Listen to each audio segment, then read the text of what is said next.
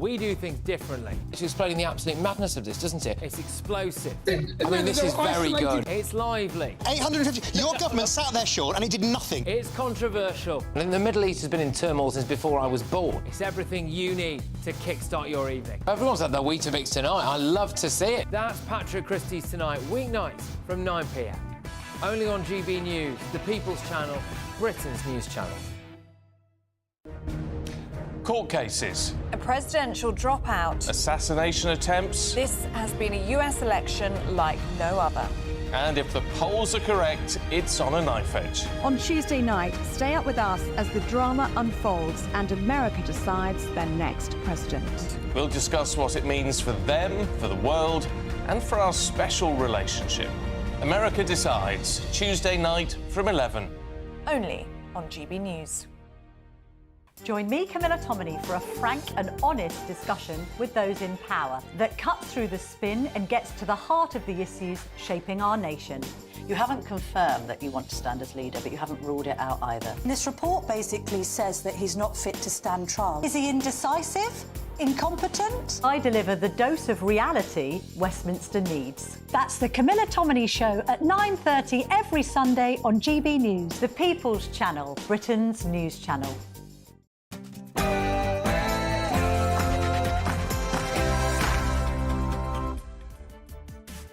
Hello, good evening. It's me, Jacob Rees-Mogg, on State of the Nation tonight. The nation has been devastated by Labour's record-breaking socialist budget, raising £40 billion, dubbed the Nightmare on Downing Street. But tonight, we will be looking at the brewing economic crisis. We'll also be hearing from a farmer who has warned about Labour's proposed vandalism of British farming life as inheritance tax changes are set to hit the industry. The US President, Joe Biden, has called Trump supporters garbage, in a stark reminder of Hillary Clinton's infamous basket of deplorables. We all know that the British elite feels the same way about Brexit and reform voters, and we'll be discussing that. Plus, the death of free speech comes in the form of persecution of silent prayer as abortion buffer zones are introduced across the nation. And we'll be discussing that too. State of the Nation starts now.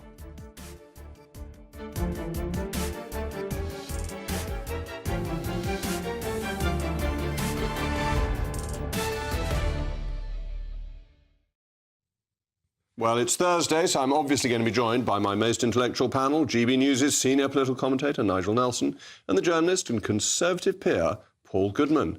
As ever, I want to hear from you. It's a crucial part of the programme, mailmog@gbnews.com. But now, it's your favourite time of the day, the News Bulletin with Mark White.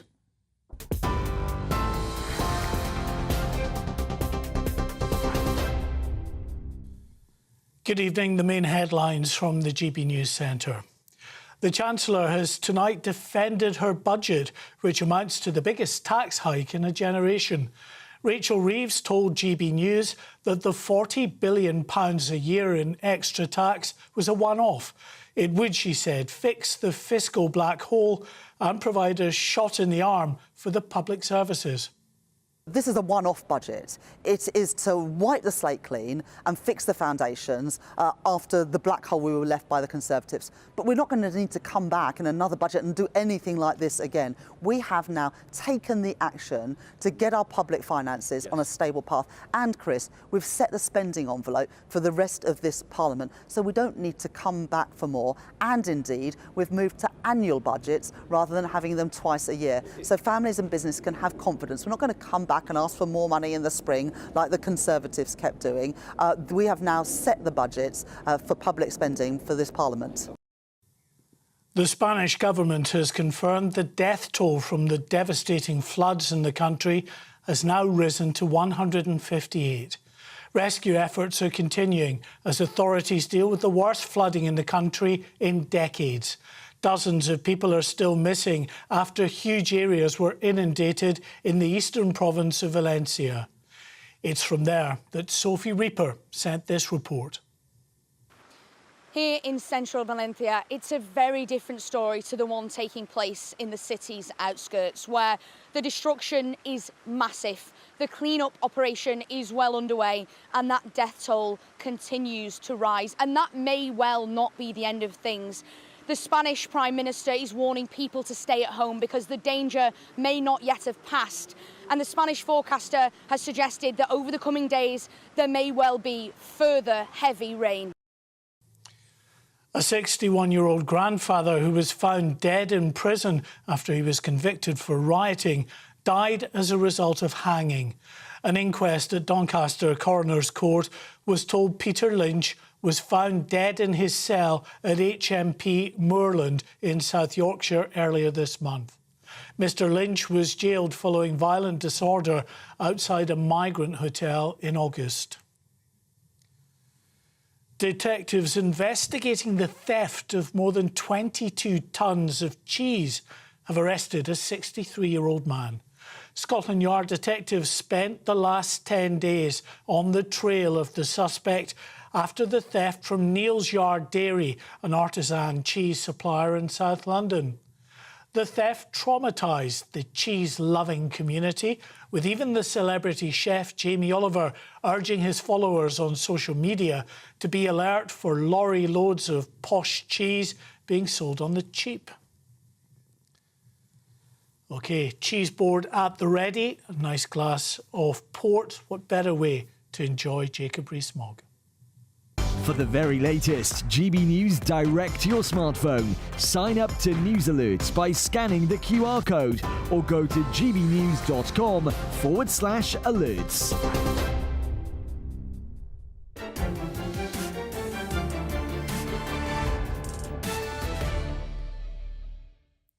Welcome back to State of the Nation. It feels like a lifetime ago, but it was in fact only on Monday when the Prime Minister in his pre-budget speech said this.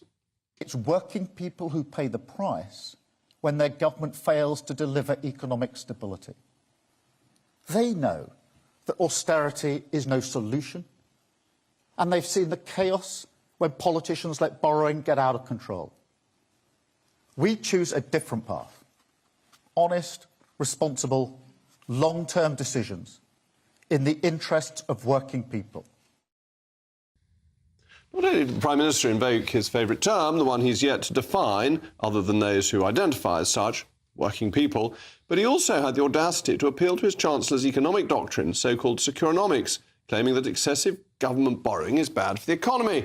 It's hard to believe that only 2 days later, the Chancellor put into effect her fiddling of the fiscal figures that she promised not to touch that will enable her to go on a borrowing binge of £162 billion. This means it will get worse over the next 5 years, with the budget increasing borrowing by an average annual increase of £36 billion after this year. Why does any of this matter? We have public services to fund, so surely it's a small price to pay. Well, it isn't the Labour government that decides what the price is, it's the bond market. I can tell you that the bond markets have been rather fittingly on Halloween a little bit spooked. It's also a bit hypocritical because it's posing serious consequences for the taxpayer and could spell something of a crisis. Earlier this week, 10-year government bond yields surpassed that of the Truss Kwarteng mini-budget, the fiscal event that Starmer yesterday described as crashing of the economy. But today, after Labour's budget, yields surpassed 4.5%, even higher than the peak earlier in the week. The Prime Minister told us on Monday that there was record confidence in his project. But this is not true. It's shown to be false by the growing government bond yields, but confirmed by the fact that the pound has also fallen during the course of the day, notching up its biggest one-day fall in more than 18 months.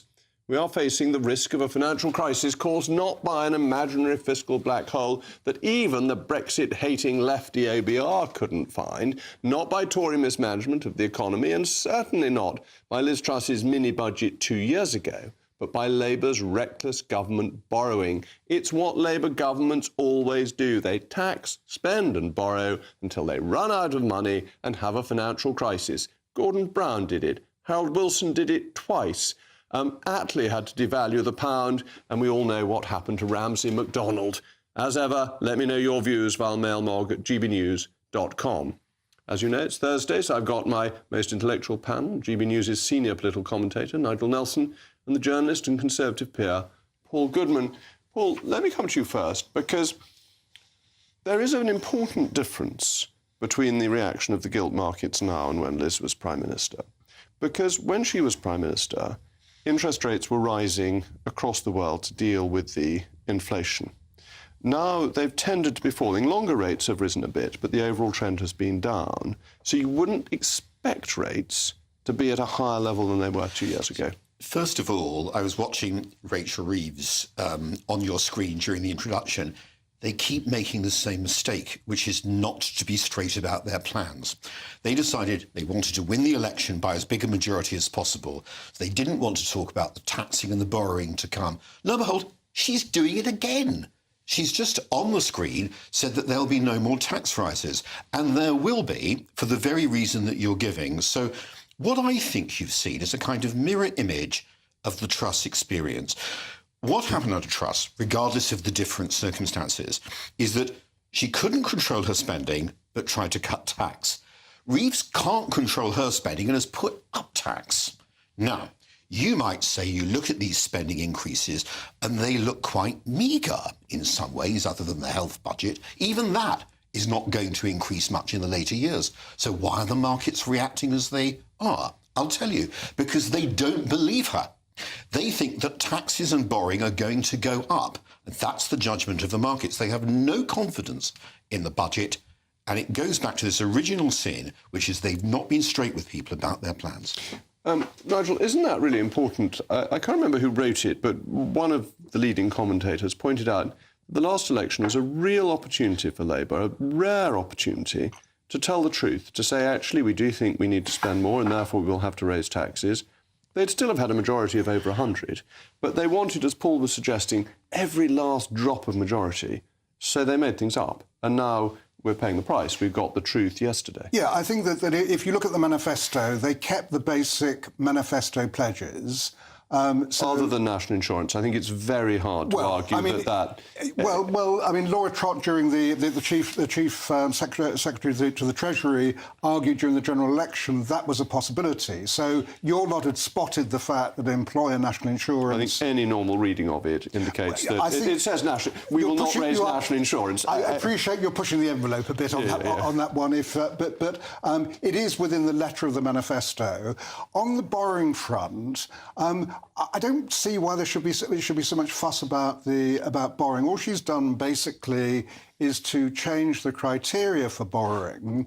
She's still keeping the rule that it'll be lower by the end of the Parliament. So it's rather like part of it would be taking student loans, which previously had been a debt, and now putting it on the other side and counting the repayments. So all basically she's done is look at the glass half full rather than half empty. But an awful lot of student debt isn't repaid.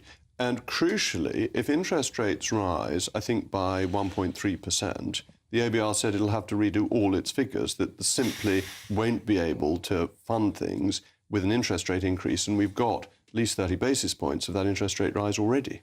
Yeah, but I mean, again, let's see what happens. It does sound like what will happen with interest rates is that they won't drop quite as much as we thought they were going to. As far as the bond market goes, at the moment we're not in Truss territory at all. That I mean, during the Truss days, that she hadn't spotted those liability-driven investments that I noticed she mentioned again last night on your show, and we ended up in a situation where pension funds were about to collapse, and the Bank of England had to pay out £65 billion to rescue them. Well, money that it got back, but leaving that one side. But we started to put that money out. I mean, we're not in that territory yet. But we are at risk of a funding crisis because there's an enormous gilt issuance proposed over the next year, one of the biggest this country's ever seen. And if the markets are doubtful about this, it'll be much harder to raise the money, and indeed interest rates will have to rise to get the money in. Sure, but aren't we talking at the moment about a few jitters rather than abject panic? So, depending on what happens over the next... It's pretty bad to get a few jitters from your epoch-saving, once-in-a-lifetime budget. Surely you should get a budget that you've thought through properly and doesn't give the market jitters, because both Red Rachel and the Reverend Starmer are saying that what they want is stability. Yeah, I mean, and that was the idea of the budget. Which they haven't got. Well... They haven't got jittery markets. Paul. So if you look at what they say they're going to do, it's just for a moment to step back from the markets. So they're proposing really quite a substantial increase for the NHS. in the next year or so. After that, the spending increase lessens. They're predicting growth will be bigger, as it were, in the next few years than in the run-up to the election. And going back to the markets just don't believe this. They're looking at the paltry growth and they're looking at the spending squeeze and they're saying they're not going to be able to squeeze their spending like this on this trend. They're going to have to put up borrowing and they're going to have to put up tax. That is the clear direction of travel, and so far the signs are that's what the market thinks. And having talked in the election and subsequently about growth being the priority, this is not a budget for growth, is it? I mean, I'm not a great fan of the ABR, but its forecasts, consensus forecasts for growth, are hopeless. Yeah, I mean, I think that during the budget, that was the figure that most shocked me. I thought we were looking at much higher growth than the ABR came out with. So by the end of the Parliament, in other words, when we hit the next election, if the ABR is right, we're talking about 1.6%. What Rachel Reeves wanted was 2.5%. The good news on the horizon, provided it works, is bear in mind Labour have based their entire economic success on green energy.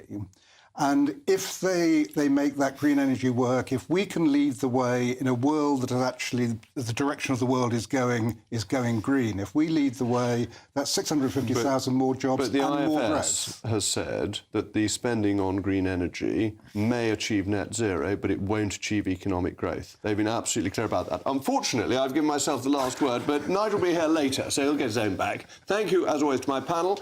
In a moment, I will be speaking to a farmer about the death of British farming as Labour's changes to inheritance tax are set to hit the industry.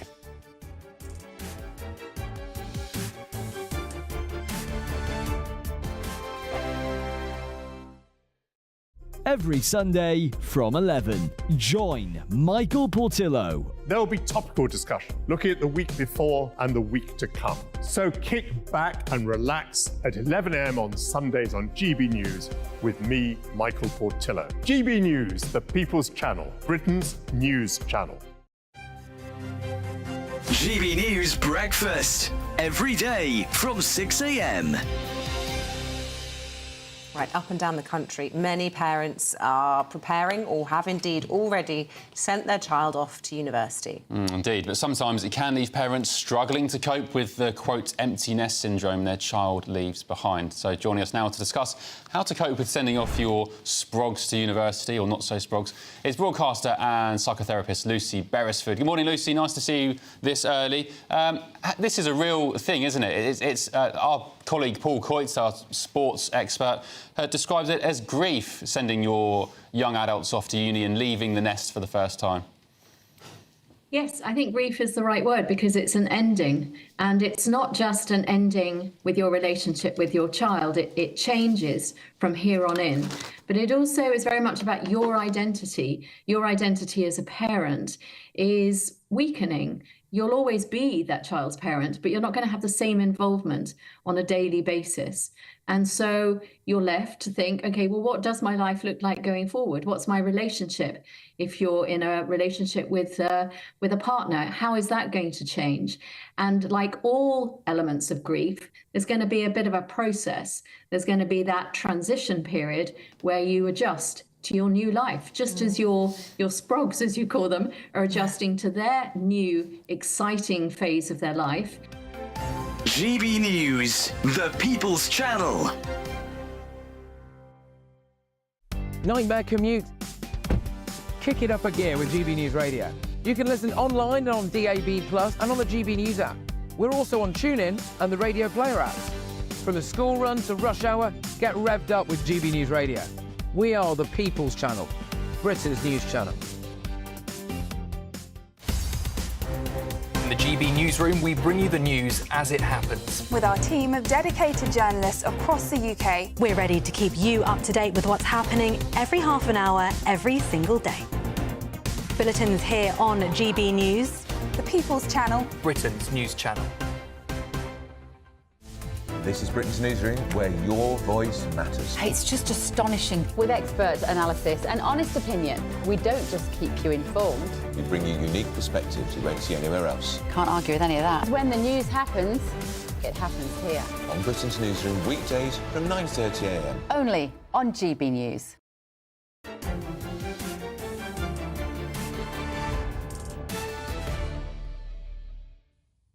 Welcome back. I'm still Jacob Rees-Mogg, and we were talking about the budget, and the mail mogs have come steaming in. Bob says, good evening, Jacob.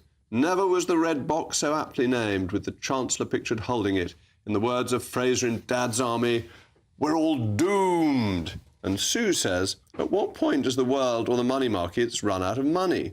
Surely there cannot be an endless supply of real money. I can't help but feel there is an end to our current system.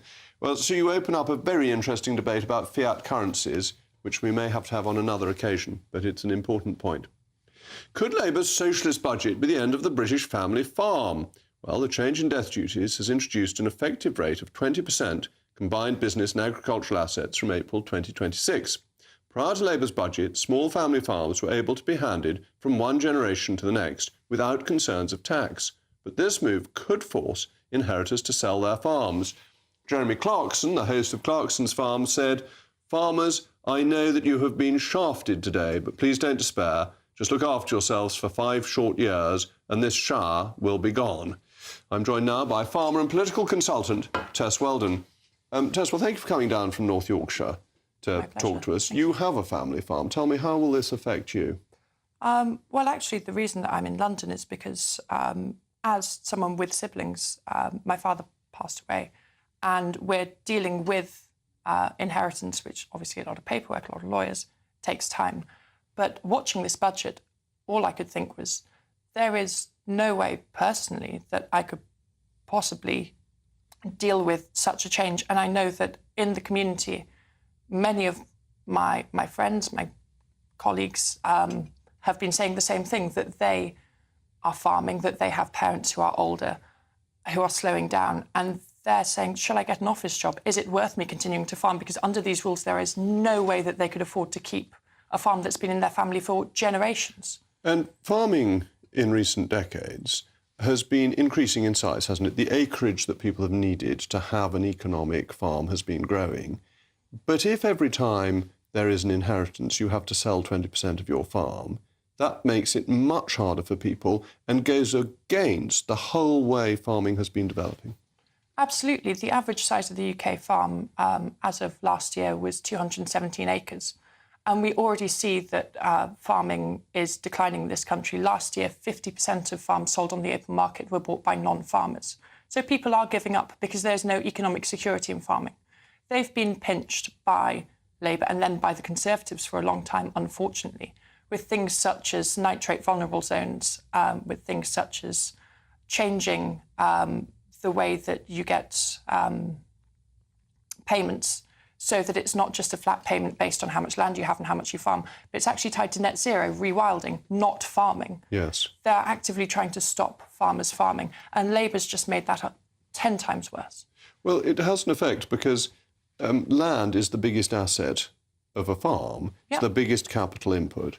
Very often farmers have a large capital sum, but they don't get much of an income from that. Cash poor and asset rich. That is the way of the farm, because farming is not just a job. To people, it is a lifestyle, and they put their heart and soul into it. People put blood, sweat and tears into their land, and to think that they have to sell off a portion of it each time, make it smaller and smaller, make it harder to actually make a profit. Eventually, all these farms will turn into little kind of toys for the wealthy to have, or they will be sold off piecemeal, turned into housing, and you'll have some suburban sprawl, people put into this depressing villages. Labour doesn't care about building beautiful housing, as you've said in your programme many times. And they'll be given public sector jobs, and Labour will get its way and create a client state. That is the goal of Labour. And it doesn't help farmers, even if they're given 10 years to pay, because one of the other things the Chancellor announced was an increase in the interest rate. But also, 2% a year is basically the profit farmers will make. So they would have to pay all their profit for 10 years just to carry on owning their farm. So they'll sell up. Absolutely. Absolutely. That is the way that things are going at the moment. And this is in an era when we are worried about food security. We want to maintain a basic supply in this country, and that inevitably is going to become harder if we have fewer commercial farmers. If we've got people owning land for hobby reasons or for tourism, that's not, or indeed for housing, that's not going to provide food. No, and the other issue is that we have a beautiful British countryside that has been safeguarded not by the state but by farmers for generations. all the moors, all the dales, all the beautiful land that people enjoy going on holiday and walking across will go. It will disappear. This is such an important point, because when people look at the countryside, they think how beautiful it is, and they think it's created by God.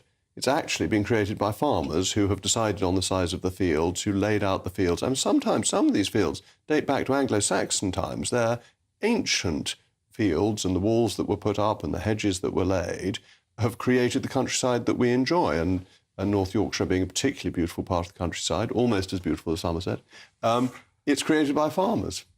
Absolutely. And I don't think that Labour has considered this. I don't think that Labour's actually considered the outcome. I'm not one of the people that think that Labour's actually calculated that this will destroy the countryside as well as farming. But they're going to be left with a very sticky situation in their hands. And it will be the family farm that will be hit Absolutely. most.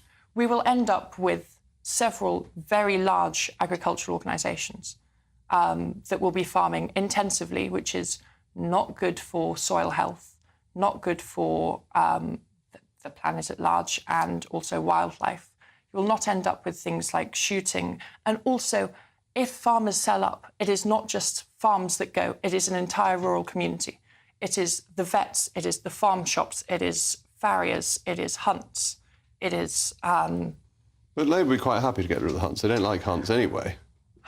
Even trail hunts, they're very hostile, as you know. too. But yes, yeah, absolutely. And they also So do you think this is actually part of a bigger programme, that the Labour Party isn't really sympathetic to farmers? Most farmers don't, frankly, vote Labour. They probably all voted Reform at the last election. I'm not sure many voted Conservative, though they always used to. Farmers always used to vote Conservative, and the military always used to vote Conservative, because the Conservatives were meant to look after them. That was the traditional base of the Conservative Party. And the Conservatives took them for granted and really squeezed farmers, as I said previously, with nitrate vulnerable zones, etc. The issue now is that, of course, farmers are not going to vote Labour. Labour knows that, and they don't care about farmers. They don't want farmers. Farmers to them are people sitting on a whole load of land that could be used to house an awful lot of people from in this country and outside this country that are just economic units. They've got no conception of the value of having culture and history and something on which this land is based. Well, thank you very much. And jolly boys now, Godspeed the plough and long life and success to the farmer. Thank you very much to Tess. After the messages from our sponsors, we'll be assessing Joe Biden's latest comments that could be as election-defining as Hillary Clinton's infamous basket of deplorables. Wait and see.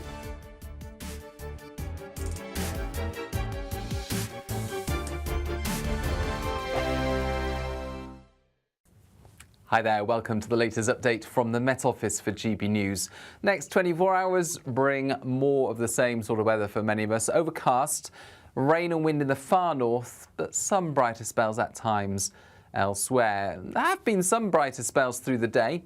They're tending to remain in places overnight, but for the vast majority it stays cloudy, and it's wet and windy in the far north of Scotland. Some heavy rain moving into the mainland of northern Scotland, as well as Orkney, the Outer Hebrides overnight, accompanied by a strong wind. That rain also reaching parts of northwest England and Northern Ireland, some drizzly stuff over the hills.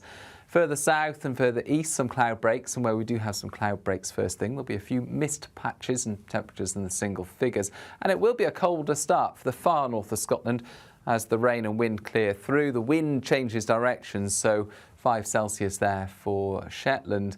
But otherwise, it's double figures for much of Scotland, with the strong wind continuing. A lot of low cloud for western Scotland, some cloud breaks in eastern Scotland, but rain tending to move south. Northern Ireland, Northern England, low cloud, some drizzle about. But for southern parts, we start the day with either cloudy skies or some fog patches first thing. Any fog tending to clear. And then once again, those areas that saw some sunshine on Thursday are well placed to see sunny spells again on Friday. So the south and southwest, as well as the northeast. But we've got this area of cloud and rain sinking south across central Scotland. Brighter skies to the north of it, but feeling colder, 6 to 8 Celsius for the Northern Isles. Then into Saturday, any brighter but colder weather in the far north tends to disappear once again as higher pressure builds in, pushing the weather front northeastwards and bringing milder but cloudier weather across the whole of the country. So the weekend offers more of the same. A lot of cloud, 1 or 2 brighter spells from time to time, relatively mild for the time of year. Good Afternoon Britain isn't just about us. The wonderful thing about this programme is it's about everyone watching. It's an interactive programme. Well, there absolutely is something to see here, and we're going to be talking about it more. Whether it's breaking royal news, Will, please bring us up to date. Or indeed a particularly punchy speech in the House of Commons. Very, very curious. We bring it to you live, and then we bring you live reaction as well. That's Good Afternoon Britain, weekdays from midday. Only on GB News, the People's Channel, Britain's news channel. Hi there, I'm Michelle Dewberry, and I'm going to take a second to tell you all about my show, Dubes & Co. We start off with the issues of the day. We then bring in both sides of the argument. We get rid of the disrespect. And then you throw me into the mix. And trust me, I'll tell it exactly how it is. And then, of course, the magic ingredient, you at home. We mix it all together, and what have we got? In my opinion, the best debate show in town. Monday to Friday, 6 till 7 on GB News, Britain's news channel.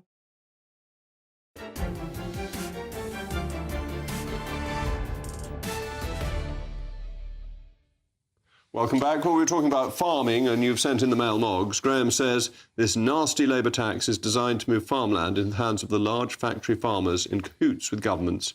Control the food supply and you control the people. And Chris says, who is going to buy all the 20% of farmland? Surely the value is going to get less and less, as nobody's going to saddle themselves with this in future. I think that's absolutely right. I think the price of farmland, not that I'm giving financial advice on this programme, is extremely likely to fall. I would be a seller rather than a buyer at the moment. The US President, Joe Biden, could have made an election-defining mistake reminiscent of Hillary Clinton's basket of deplorable comments when he claimed that Trump supporters are garbage. That's American for rubbish. Now, Donald Trump's reaction has been expectedly Farage-esque. 250 million people are not garbage. I can tell you who the real garbage is, but we won't say that. How do you like my garbage truck? This truck is in honor of Kamala and Joe Biden. Well, he is brilliant, isn't he, at doing these political stunts. I'm joined now by my panel, GB News' senior political commentator Nigel Nelson and the Conservative peer and journalist Paul Goodman. Nigel, stupid thing of Biden to say. It was a gaffe. There's no question it was a gaffe. The quote is ambiguous. So he wasn't saying, fairly clearly he wasn't saying that Trump supporters are garbage. But the White House then gets themselves in a mess by trying to say, well, actually what he meant was supporters with an apostrophe. So the argument's been over that. However, what it's done is it's got Trump off the hook from the Madison Square Garden debacle.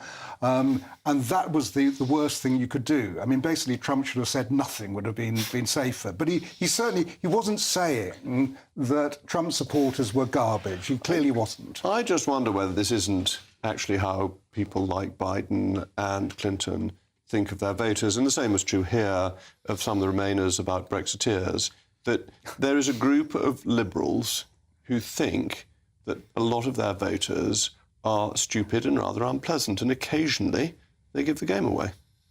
I'm actually wondering, I have been for some time, if Biden is some sort of agent of the Trump campaign trying to get him re-elected, because the garbage remark was a direct response to something a Trump supporter had said at a rally, which was thought to be gemming up the Democrat vote. And lo and behold, Biden has given Trump a chance to rile up the Republican vote. So it is terrible, to use a phrase that would be unfamiliar to Biden, own goal. An own goal, an association football reference. But we've also got, which GB News got earlier on, an interview with Steve Bannon, which we can go to, because he's got some interesting things to say. You know, the United Kingdom has a massive kind of financial economic crisis I don't think that anybody wants to really address. Outside of London, you could argue that there are many places of economically in England, the United Kingdom, that are third world countries as far as the economy goes. In a lot of regards, Labour, and I think the Tories try to play along with this, they're chasing marginal kind of cultural or social issues that don't get down to the to really making a thriving economy where people can prosper. Well, Nigel, they clearly don't make people have haircuts in prison anymore, do No, they? obviously not. No, quite. And I couldn't understand a word he said. I mean, I don't see what he was getting at. That the idea that there are bits of Britain which are third world, apart from being insulting, it's just not true. I mean, there are bits of Britain which are poorer than other bits of Britain. We know that. But the kind of argument he's making there, I think, is just ridiculous. Paul, it's quite something for such a senior American to say that the situation in the UK is quite that bad. Well, senior American, and of course Bannon, to me, is a pretty bad guy. But I thought he put his finger on something important. Third world, no, but there are areas of Britain that have been in recession for years. And I thought one point he made was absolutely bang on, which was he was saying, hey, why are all these people on the right going on and on about culture? And you'd have thought Bannon was the American culture warrior. Here he was saying, why are they going on about culture when there's this obvious economic problem? And, you know, he vocalised what I've felt about this Conservative leadership election, that I felt neither of the candidates has had a really clear and compelling message on the economy. Well, the only person who does is Liz. But there we go. She was talking to us yesterday. You may remember a few weeks ago, Maida Passa, the migrant believed to be from Afghanistan, posted a number of clips on social media boasting about coming to the United Kingdom. And he even appeared to threaten Nigel Farage. Well, now it seems he's arrived in the United Kingdom. Hey, la UK after me folket. Kola fem butter after me folket. Zombeta moda pasa koma. Kola dar.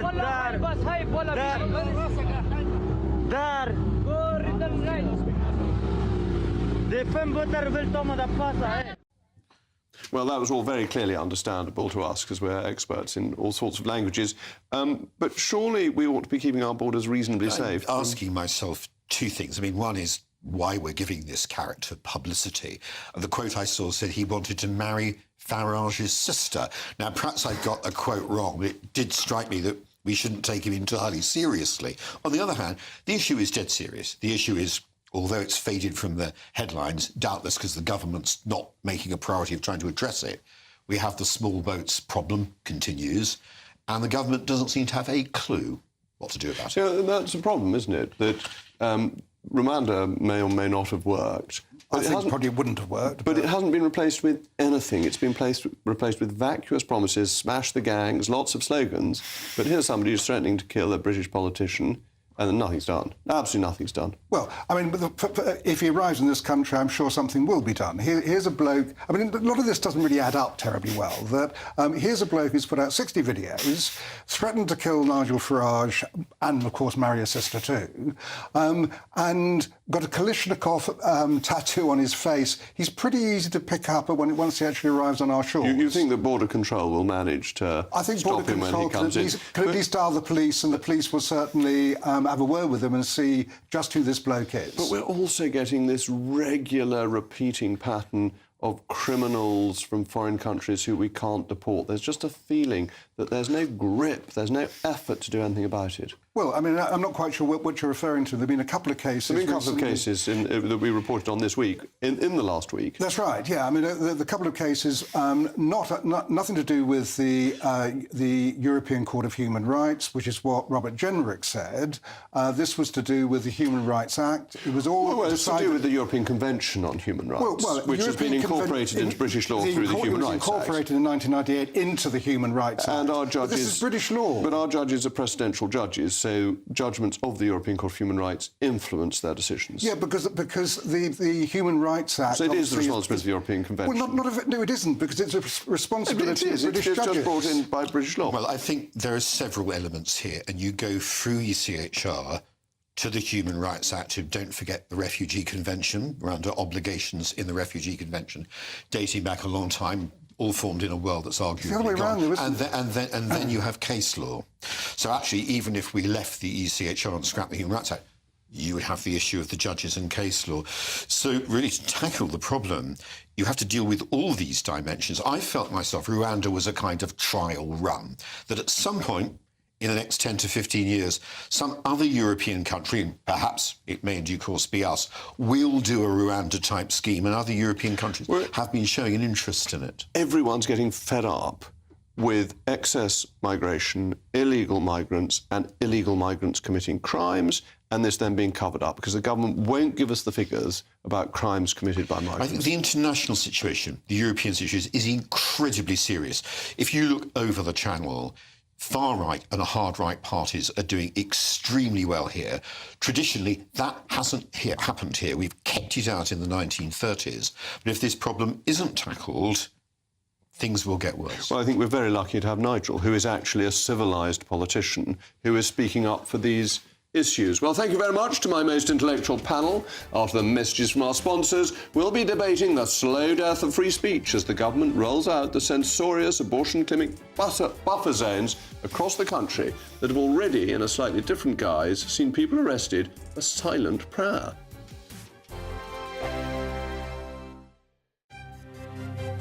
GB News Breakfast, every day from 6 a.m. Millions are struggling to stay warm with the wet weather, the cost of living and, of course, cuts to fuel payments. Yes, winter is fast approaching, so it's crucial to find cost-effective ways to save on your energy expenses while staying reasonably warm. So joining us to provide advice on heating your home, or at least staying warm somehow, is one of the leading voices on lowering energy bills, Nick Miles. And you are very welcome in here this morning. I mean, a lot of people would say, well, in the olden days, you just used to put on an extra jumper. But actually, it's more serious than that, isn't it? What is the best way, the most cost-effective way to keep your home warm? Some of the bigger things is we need to do more things on insulating our properties, but actually sometimes, it can be simple things like turning down a thermostat. Those that have got the luxury of being able to afford energy bills and keep their homes on the thermostat a bit too high. If you just turn it down by one simple degree, as long as you keep it between 18 and 22 degrees, can save up to 5 to 10% of your energy bill. So that's a kind of a very simple way of doing things, but, it can be other little tips and tricks you can do as well. Yeah, I was going to say, because I always get it when people say about this, but like 18 degrees is not warm for a house. No, and it's twofold actually. It's that kind of relative temperature, but also it's the kind of drafts and things you have in your house. So it's the comfort factor. So what we have a lot of old properties in our country. You've got some 8 million hard-to-treat properties built before World War II that have got poor insulation, but also very, very drafty. So it's the temperature and it's the kind of the draftiness of them that kind of keeps us uncomfortable. GB News, the People's Channel. If you want your news to be straight talking, this is a nightmare for the Conservatives again. Down to earth. It's not just Nottingham where this is happening, is it? And most importantly, honest. Hard-working, middle-class taxpayers, they'll get their book thrown at them. Then catch me, Martin Daubney, Monday to Friday, 3 till 6 p.m. on GB News, Britain's news channel. This is Britain's Newsroom, where your voice matters. It's just astonishing. With expert analysis and honest opinion, we don't just keep you informed. We bring you unique perspectives you won't see anywhere else. Can't argue with any of that. When the news happens, it happens here. On Britain's Newsroom, weekdays from 9:30 a.m. Only on GB News.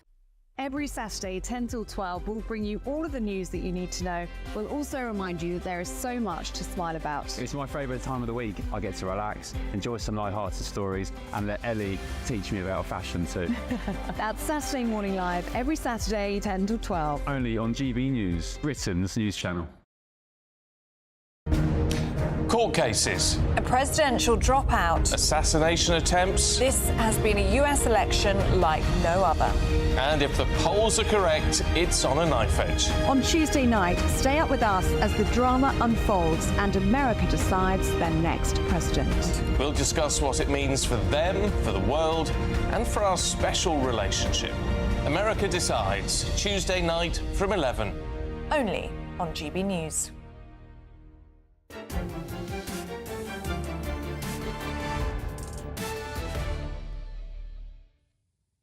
Well, we were talking about the US election and the migrant crisis, and Sally has sent in the most brilliant mailmog. Love the fact that Trump voters are turning up dressed in dustbin bags to vote now. And on the budget, Ian says, I'm a little older than you, Jacob, and I can remember the Wilson regime only too well. It forced me to lay off 5 staff and close my business. Will Red Rachel's borrowing have the same effect this time round? Well, I think it will. I think it'll be devastating for businesses. The war on free speech has culminated in the rolling out of abortion buffer zones across the country.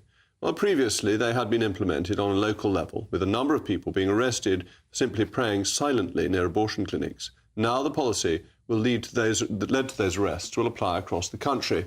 Well, I'm joined first by the author and feminist Rebecca Reed.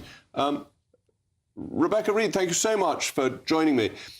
Isn't this a fundamental attack on freedom of speech, that people ought to be free to protest and to do so in our streets?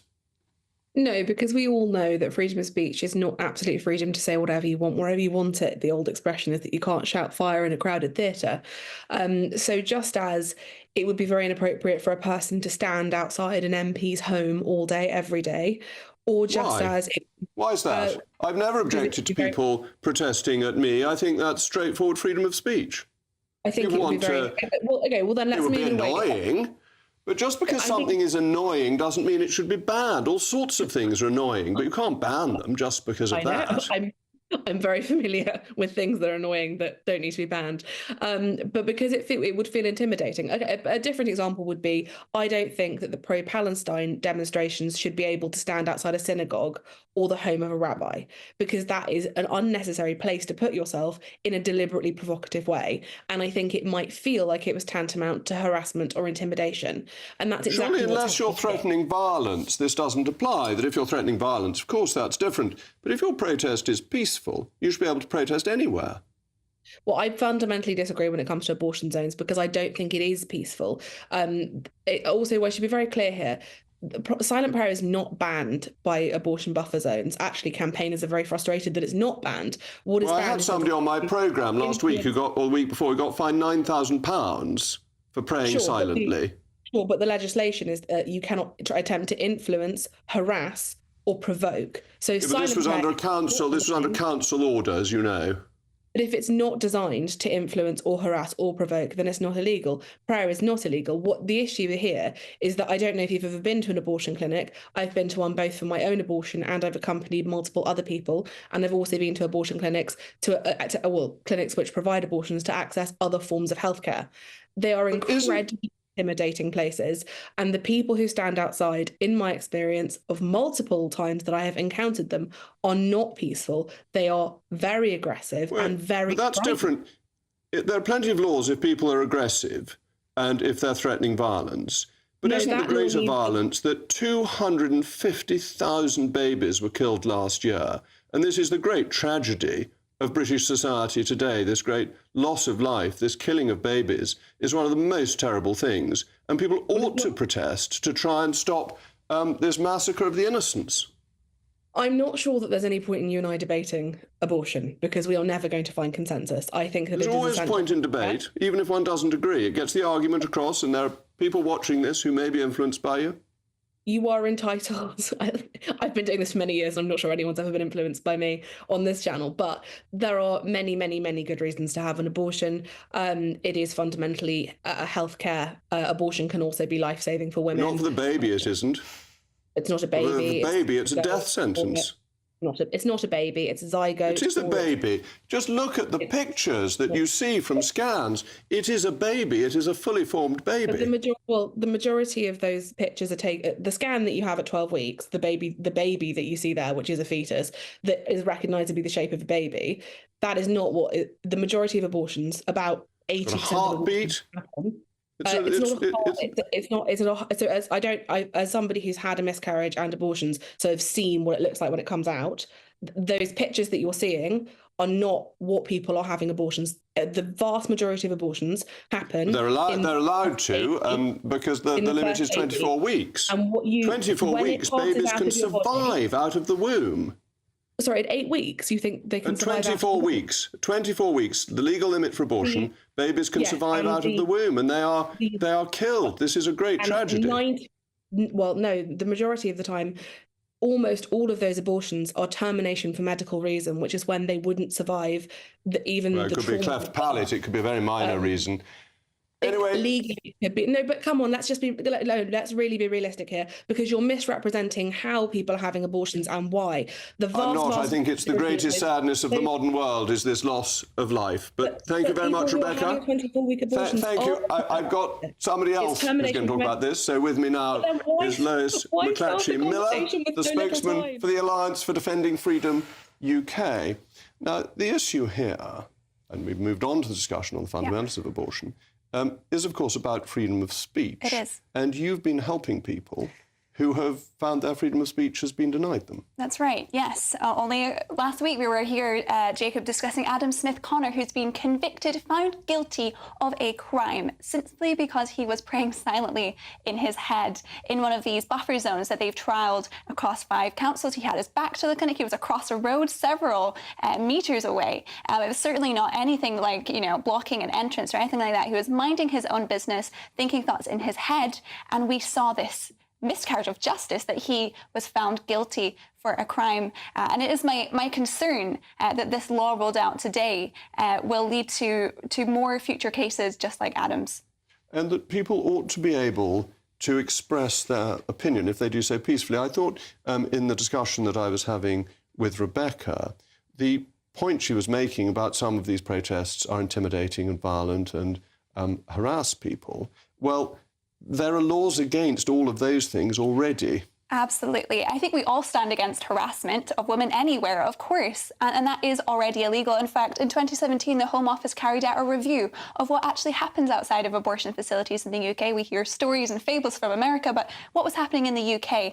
And that review found that instances of harassment were very rare and that they were already able to be dealt with by police under existing powers. What was the more frequent occurrence outside an abortion facility was maybe 1 or 2 elderly ladies praying or available for a conversation, available to point to charitable resources available for women who are approaching a clinic not sure about what they wanted to do. There's many women in this country who go for an appointment at an abortion facility, but it's not their first choice. It's not what they want to do. They find themselves in a situation where they feel it's their only option. And with an offer of help, an offer of an alternative, they may choose motherhood. They may make that empowered choice to continue their pregnancy. And why restrict them that right? However, these buffer zones have now removed that offer of help from them, taken it away from the clinic. This is the worrying thing. The people who campaign for abortion rights, as they would put it, actually seem to think abortion is a good thing. They want people to have abortions to prove that it is a good and moral choice. And they don't want anyone to put the counter-argument and point out, as Rebecca didn't want me to point out, that this is killing 250,000 babies a year. It is, and 1 in 3 women in this nation will have an abortion in their lifetime. But from a pro-women perspective, that's horrific. No little girl grows up wanting to have an abortion. There's clearly something going very wrong if the abortion rate in our country is this high. And it is to the credit of pro-life volunteers that they are out there offering help, offering support, praying, being a positive presence. And yet those people who are doing good are being swept up and characterised as those who are doing bad, and they're all being, criminalised under the same measure. It's far too sweeping, far too vague. And it's an odd thing that only abortion clinics should be protected, because as a general rule, you can protest in this country. It's one of our fundamental democratic freedoms. Why is it? Is it, you think, that they know actually they're doing something wrong and that you need to have the opportunity to persuade people to go down a different path, and they're so frightened of it being exposed that they feel they must try and stop any alternative argument? I think there's certainly something to that. And, it's easiest to restrict free speech on areas that are unpopular. It's easiest to go for pro-life views because they're quite unpopular in our country right now. But now we have the precedent that the government, the authorities can ban a point of view, a belief in a public area, in public streets. There's no stopping where this could go next. We could see buffer zones around gender clinics or around town halls or around embassies where people are not allowed to hold a separate view from what the people inside might hold. Censorship is a slippery slope, and to see this come, it is important for the free speech movement to be standing up for these pro-life beliefs or expressions of pro-life views, because it might be abortion today, but who knows what it is tomorrow. It becomes another issue, and it becomes the unpopular issues. So if it's something, you wouldn't be stopped for advocating more green energy, but you would be stopped for advocating more fossil fuels, because advocating fossil fuels is a less popular view. So it becomes deeply politicised, But the lesson of history is that the popular view today may turn out to be a complete error in 50 or 100 years' time. That's absolutely right, and that's the basis of free speech, isn't it? That even when you disagree with somebody's view, it makes sense to hear it out, to debate it, and if it's wrong, to prove it wrong. But unfortunately, with this culture of censorship coming in, we just see debate shut down. But debate isn't what's happening outside abortion facilities. Let's remember, the majority of people who are there to offer help or to pray silently, something that should never be illegal. Indeed. Well, I agree with that. Thank you very much, Lois. Up next, it's the great Patrick Christys. Patrick, what is on your programme this evening? Great show, Jacob. Thank you very, very much. Loads on. So, regular viewers and listeners might remember a chap called Madder Passer, who is this gun-obsessed illegal migrant. Well, he appears to have now actually got in a small boat and come across the channel today. We reported him to the Home Office weeks ago after he made threats, violent threats. We reported him to police. How on earth has this guy still been allowed to cross the channel? We're not going to be able to get rid of him now because he's supposedly from Afghanistan, so we don't seem to send anyone back there. So, yeah, we are stuck now with this gun-crazed illegal migrant. But I've got all of that coming your way and much, much more, Jacob. Well, that's going to be extremely interesting. I touched on the subject myself earlier. That's coming up after the weather. I will be back on Monday at 8 o'clock. I'm Jacob Rees-Mogg. This has been State of the Nation, and I'm going to be heading to Somerset in a moment to see what the weather is like. I'm pretty confident it will be excellent, and I can expect my robot lawnmowers, which I find extremely interesting as they crawl about the garden. Good night.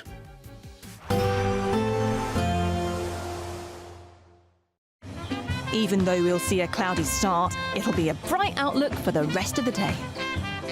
Boxed Solar, sponsors of weather on GB News. Hi there, welcome to the latest update from the Met Office for GB News. Next 24 hours bring more of the same sort of weather for many of us. Overcast, rain and wind in the far north, but some brighter spells at times elsewhere. There have been some brighter spells through the day. They're tending to remain in places overnight, but for the vast majority it stays cloudy and it's wet and windy in the far north of Scotland. Heavy rain moving into the mainland of northern Scotland as well as Orkney, the Outer Hebrides overnight, accompanied by a strong wind. That rain also reaching parts of northwest England and Northern Ireland, some drizzly stuff over the hills. Further south and further east, some cloud breaks, and where we do have some cloud breaks first thing, there'll be a few mist patches and temperatures in the single figures. And it will be a colder start for the far north of Scotland as the rain and wind clear through. The wind changes directions, so 5 Celsius there for Shetland. But otherwise, it's double figures for much of Scotland with the strong wind continuing. A lot